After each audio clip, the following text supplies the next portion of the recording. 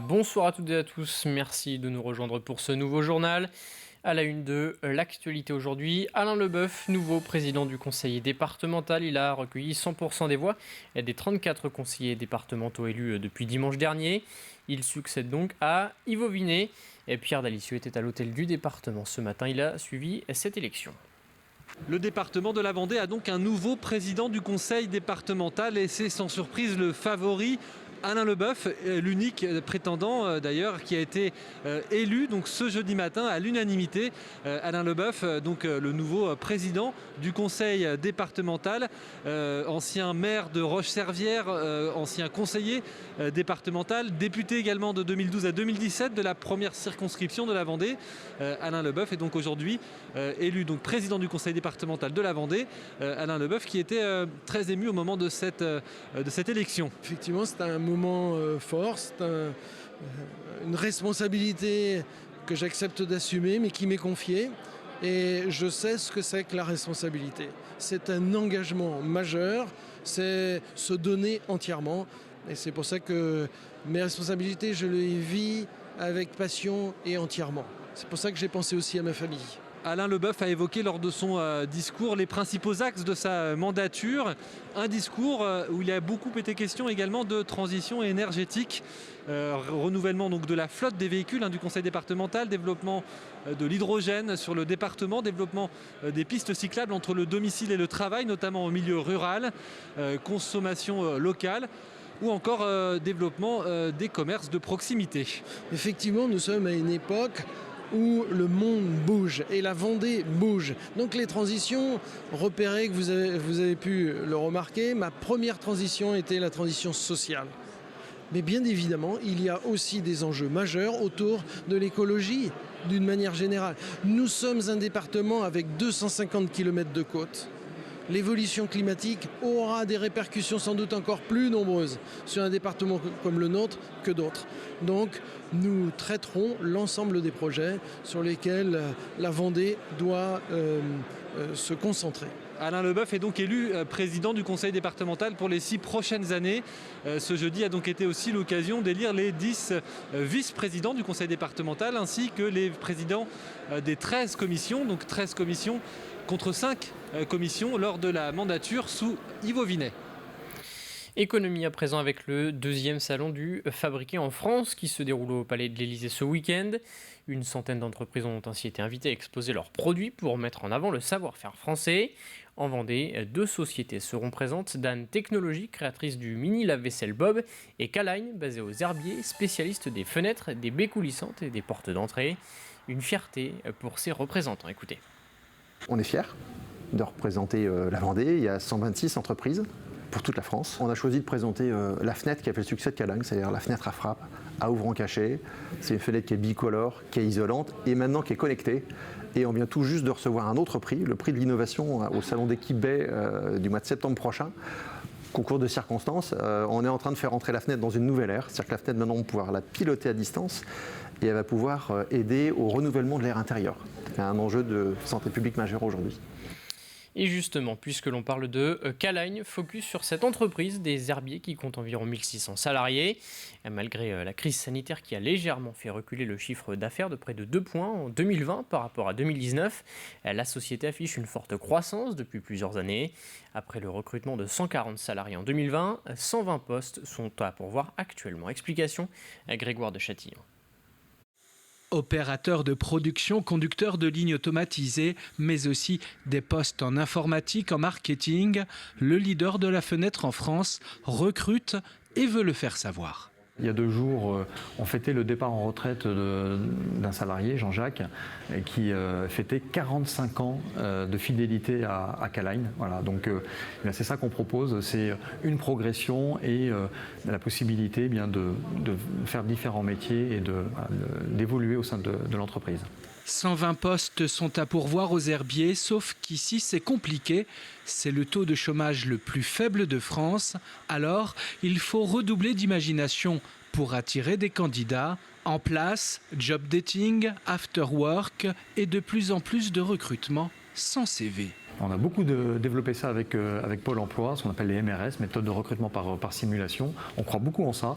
Tous les mois, nous avons des séances de méthodes de recrutement par simulation, de manière à donner sa chance à tout type de profil. Ce n'est pas nouveau, mais le premier employeur des herbiers met toutes les chances de son côté pour pourvoir ses postes, tout comme la visite d'entreprise, importante pour le fabricant de fenêtres qui fait travailler près de 1600 salariés.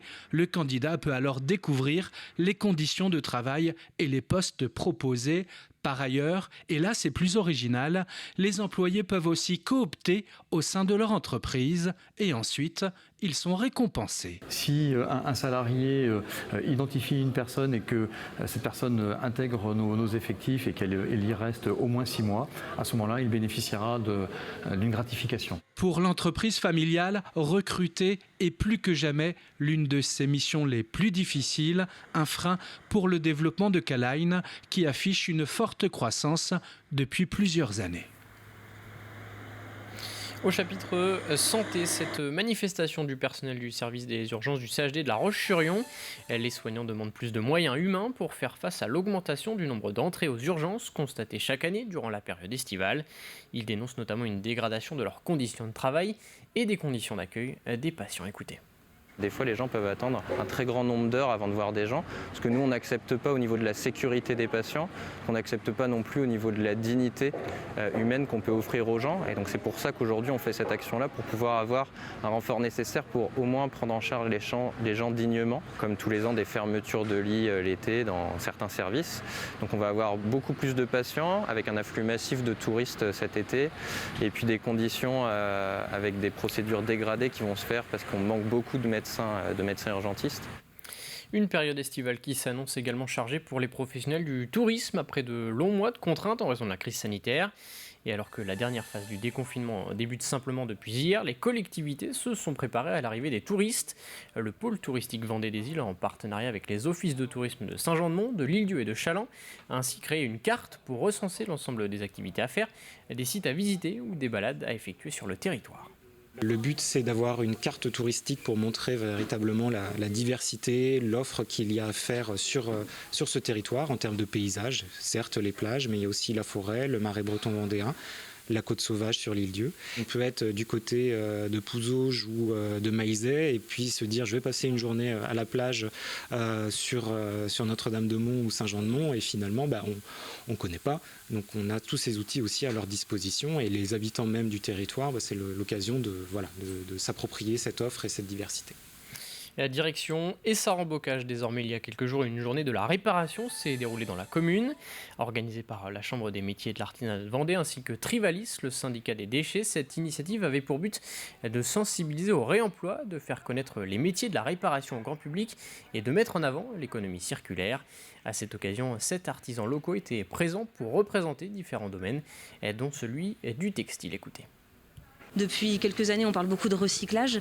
Et là, depuis cette année, on commence à revaloriser les métiers de la réparation, que ce soit dans le textile ou dans tout autre secteur d'activité.